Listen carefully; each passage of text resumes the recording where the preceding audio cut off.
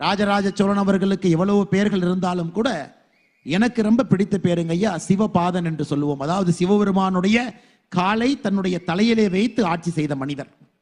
அப்படி என்றால் தனக்கு மேல ஒரு அறம் இருக்கிறது என்று ஆட்சி செய்தவர் ராஜராஜ சோழன்.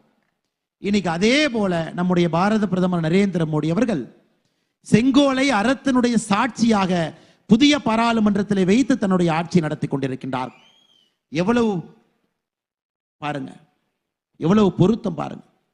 இவர்கள் எடுத்திருக்கக்கூடிய இந்த மாநாட்டினுடைய தலைப்பும் இந்த மாநாட்டு பந்தலினுடைய தோற்றமும் வெளியே இருக்கக்கூடிய புதிய பாராளுமன்றமும் மேடையில் இருக்கக்கூடிய தலைவர்கள் பேசக்கூடிய கருத்துக்களும் எவ்வளவு பொருத்தமாக இருக்கிறது. 10 ஆண்டுகளாக பாரத பிரதமர் நரேந்திர மோடி அவருடைய ஆட்சிக்கும் நாம் இன்று பேசக்கூடிய விஷயங்களும் எவ்வளவு பொருத்தமா இருக்குன்னு பாருங்க ஐயா.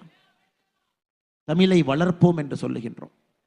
ஒரு பக்கம் மோடி ஐயா சொல்றாங்க